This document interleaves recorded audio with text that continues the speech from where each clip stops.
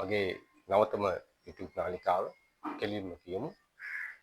මම කෙලින්ම කියමු YouTube නාලිකාවේ පළවෙනි වෙලට තහනම් කරන්නේ 94 කාලේ ජනතා විමුක්ති පෙරමුණ එළියට ගෙනල්ලා එළිය දේශපාලනය කරන්න ඡන්දෙ ඉදිරිපත් වෙන්න උරදීලා කටයුතු කරපු ජනතා විමුක්ති පෙරමුණ හිටපු දේශපාලන මණ්ඩල සභික කමල් දේශප්‍රිය මානව පෙරමුණ සහෝදරය ගැන කතා කරා.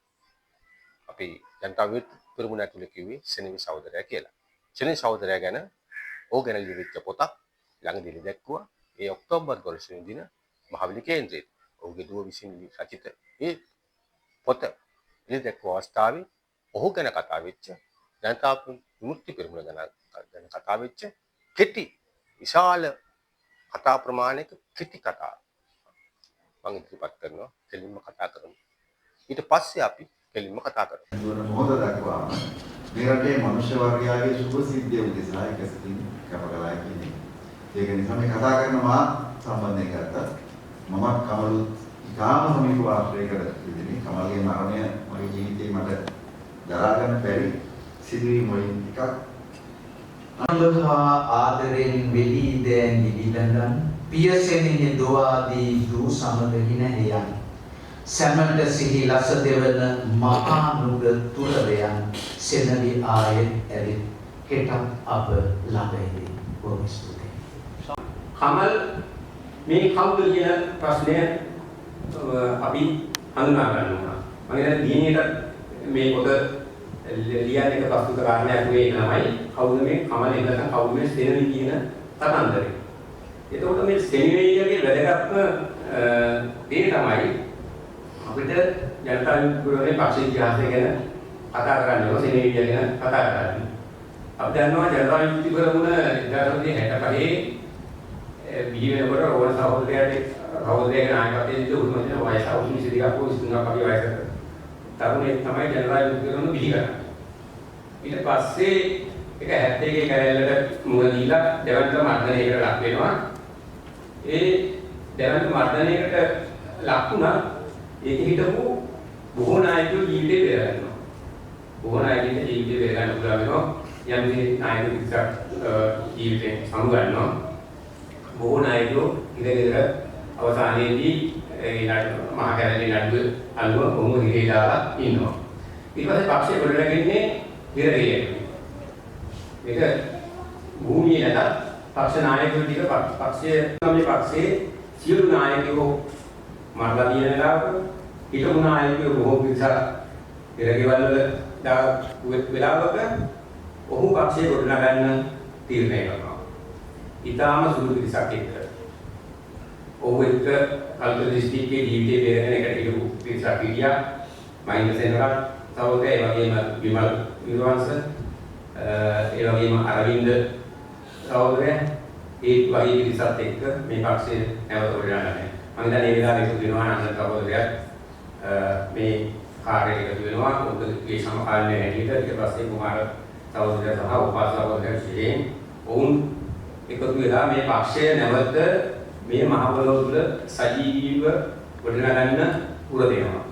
ඔන්න ඔය අතරේ නැවත මට කමල්ලයි මුල ගහනවා කියන එක්තරා අවස්ථාවක 1992 මැද භාගයේදී ඒ වෙද්දී අපි අධ්‍යාපනයේ පැත්තකට දාලා දේශපාලනය කරලා නැවත මර්ධනය නිසා පැත්තකට දාලා ඉන්න අවස්ථාවක මට නැවතත් ඒක වාසනාවක් වෙන්නේ නැති මොකද විශ්වවිද්‍යාලයේ නීති පාඨමාලාව 92 දී හදාගන්න මට අවස්ථාවක් හම්බ වෙනවා. 88 විභාගය කරු මට අවුරුදු 4කට පස්සේ තමයි මම මොකද විශ්වවිද්‍යාලයට නැවත එන්නේ. ඒ ඊට පස්සේ 92 මැද භාගයේ වෙද්දී මම වාඩිමංගල හන්දියේ වෙලාවක බස් එකේ ඉන්න වෙලාවක මෙන්න බොහොම අහම්බයක් හැටියට කමල් අයියා මට මුණ ගැහෙනවා බස් එකේ. බස් වලදී ඇත්තටම අපි දෙන්නට දෙන්නා එතන අදහ ගන්න බැරි හමු වීම. ඊට පස්සේ මගේ ආගිය දොරටු වහගම මම කියනවා විශ්වවිද්‍යාලයේ කියලා ඒ වගේ ඉන්දි පාඨමාලාව කරනවා. ඒකට කමල් අයියාට ලොකු සතුටක් මට තේරුණා කියන එක. මොකද ඒ වෙලාවේ තමයි මම දැනගත්තේ කිව්වා මල්ලි නැවත පක්ෂයේ ගොඩනගමින් පවතිනවා. මොරටු විශ්වවිද්‍යාලයේ තුල අපි වැඩේට බැහැලා ඉන්නේ. මේ මහින්දසෙන් රසවෝදකයා ඒ වැඩේ බාර දීලා ඉන්නවා. යත් එක්ක එකතු වෙලා ප්‍රැක්ටිස් කරන්න කියලා. ඔන්න නැවත 89 දී මේ වෙන වෙලා ගියාට පස්සේ කමලයි යන්නේ ඒ වගේ හම් වෙලා ඊට පස්සේ නැවත අපි දේශපාලනය කරනවා 92 දී පස්සේ කියලා. පක්ෂේ නායකයෙක් හැටියට අපි පිළිගත්තු සෝමන් සහෝදරයා ඒ වෙලාවේ කංශේ ඉන්නේ. එතකොට ඔහු තීරණය කරනවා නැවත මේ තහනම් වෙලා තිබෙන පක්ෂයට යම් හොඳ අවස්ථාවක්. මේ අවස්ථාව නැවත අපිට දේශපාලනයේ එපීඩීයේ දේශපාලනය කරලා මේ පක්ෂ තහනම් කරගෙන නැවත ශක්තිය දේශපාලන ජනතාවත් එක්ක බද්ධ වෙලා මේ ගමන ඉදිරියට ගෙනියනවා කියලා. ওই පණිවිඩය කිව්වට පස්සේ 94 මහා මැතිවරණයට තරඟ කරන්න ඕන කියන තීන්දුව ගන්නවා. එතකොට මේ ලංකාවේ මේ මැතිවරණය තරඟ කරන නම් ඉන්නේ බැරි නිසා ඒකට මේ විවිධ ප්‍රශ්නයක් තියෙනවා. ඒ කියන්නේ 200 ගණන් වගේ පිටක් වුණා මේ මැතිවරණ තරඟ කරන ඒකව පවා දාන්න. ඉතින් ලොකු ගැටලුවක් මුහුණ දෙනවා ඒ වෙලාවට. ඉතින් කරන්න දෙයක් නැහැ. ඒ වෙද්දී සෙනෙවියා අටපුරා ගිහිල්ලා පක්ෂේ ගොඩනගපු යාන්ත්‍රණය සෑහෙන දුරට උසස්මත් කරලා තිබ්බා. අපි 94 මට මතක හැටියට දිස්ත්‍රික්ක 18කට තරඟ කරනවා. ඒ තරඟ කරපු දිස්ත්‍රික්ක 18න් 9කට නායකත්වයේ ඉන්නේ කමලයි.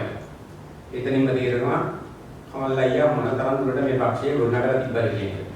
එතනින් කියන්නේ සියලුම මේ කියන්නේ 90 පස්සේ පක්ෂයේ ගොඩනගපු කණ්ඩායම් කීපයක් හිටියා.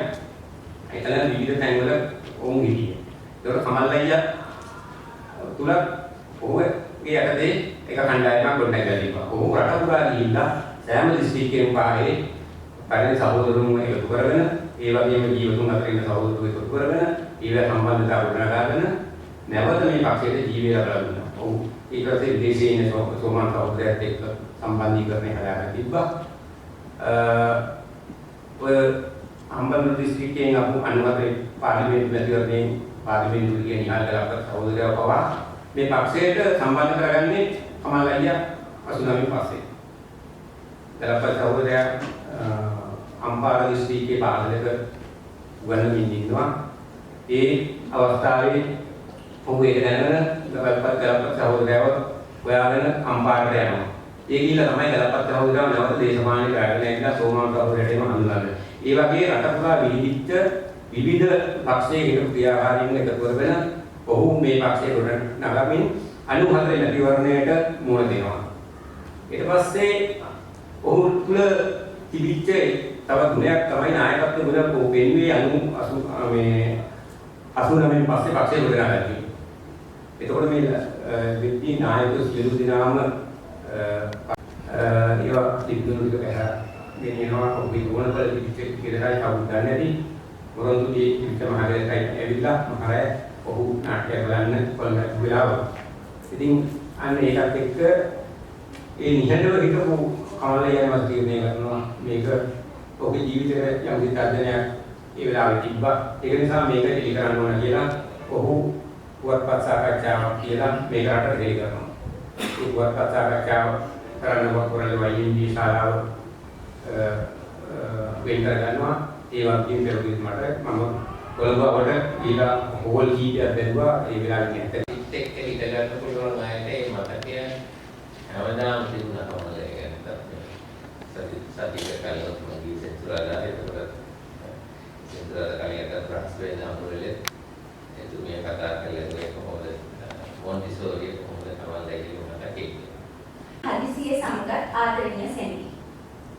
කඩුගංගේ ඉවුරු දැලෙන් අහස සිප ගන්න පොසොන් සඳ ගියාවිද අව පසෙන් සැඟ වෙන්න රට නැතත් කමක් නැහැ නැවුම් මල් පුබුදන්න PNP මග සැදුවේද කලින් නික්මෙන්න පරපුරට මග සදන මහා දුක්ගිනි කන්ද සංගමමින් දිගු කලක් විමක් නැති දුක් විඳ සටන් පෙරමුණු රැසක මුල් පෙරට අන දුන්න මහා සෙනවි නික්ම යනු අද කෙලෙස ඉවසා ඉන්න පෙරඹරින් අරුණසර නැගෙන්නට පළමුවෙන් හිරු සමග නැටුයුමා සෙමෙන් කරුණාහනි බෝම්බ වල හඬවලා මහා කරුගක ලෙසින් සම්වරණ යන කිමද අපට අවුරුදුලකි හිරුට පෙර අවදි වී හිරු සමග නැගිටින්න සඳු සමග නිදාගෙන අරුණැල්ල සිප ගන්න පෙරඹරට යොමානෙත අලු යමින් පිවිදෙන්න නුඹ තරක් කෙනෙක් වෙද අපට මඟ පෙන්වන්න දැයි අඳුරුම පැයි පෙරමුණේ රාළ ලෙස සමුහරේ සගයන්ට මහා සැනවිලි විලස සොඳුරු අණ පනවමින්